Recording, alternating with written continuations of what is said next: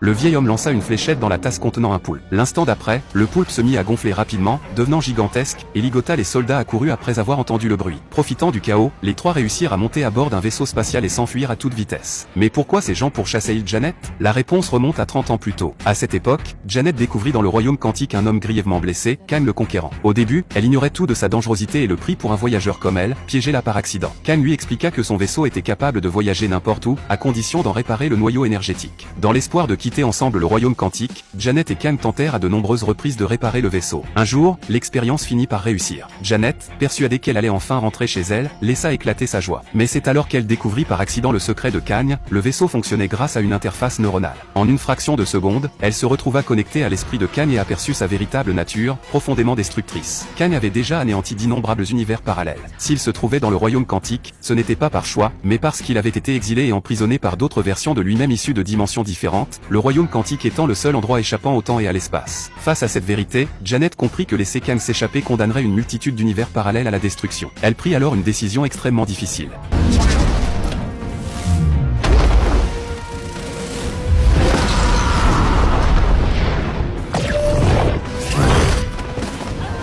Consciente de son incapacité à l'affronter directement, elle utilisa une fléchette d'agrandissement pour amplifier le noyau énergétique dans son intégralité. Le noyau se mit à croître de manière incontrôlable, et l'explosion d'énergie projeta Kang au loin. Ainsi, Kang fut à jamais isolé dans le royaume quantique. Cependant, Kang parvint peu à peu à récupérer une partie de ses pouvoirs. Grâce à une technologie et des armes à la pointe du progrès, il transforma cette prison en un véritable empire. S'il traquait Scott Lang, l'homme fourmi tombé dans le royaume quantique, c'était parce que Scott représentait la clé de sa libération. Fait prisonnier, Scott tenta d'intimider Kang en évoquant le nom des Avengers, mais celui-ci répondit avec un calme glaçant.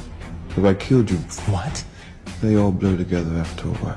You're not the one with the hammer. En effet, Kang le Conquérant, maître du temps et du multivers, avait déjà tué d'innombrables Avengers. Même Thor, semblable à un dieu, n'avait jamais été à sa hauteur. Kang proposa alors un marché à Scott, s'il acceptait de réduire la taille du noyau énergétique, lui et sa fille pourraient rentrer chez eux sains et saufs. Scott ne se laissa pas convaincre aussi facilement. Voyant que la persuasion échouait, Kang passa à la menace, mettant la sécurité de Cassie en jeu. Pour protéger sa fille, Scott n'eut d'autre choix que d'accepter. Mais lorsqu'il s'approcha du noyau énergétique, Scott comprit que la mission était bien plus complexe que prévu. Autour du noyau agrandi s'était formé une zone spatiale extrêmement instable. Même Kang n'osait pas s'y aventurer, et seul le pouvoir de miniaturisation de l'homme fourmi permettait de traverser la tempête d'énergie et d'atteindre le cœur. Après avoir surmonté de nombreux obstacles, Scott arriva dans un espace immense et totalement vide. Le noyau énergétique tournoyait au-dessus de sa tête. Lorsqu'il fit un pas en avant, un double apparut soudain, puis un autre, et encore un autre. Il se trouvait au cœur d'une tempête de possibilités, où chaque décision possible existait simultanément. En un instant, d'innombrables versions de Scott envahirent l'espace, leur nombre se multipliant à une vitesse vertigineuse. Sur le point de perdre la raison, Scott se mit à courir droit vers le noyau. Mais le cauchemar s'intensifia, les clones se ruèrent sur lui et l'ensevelirent, l'écrasant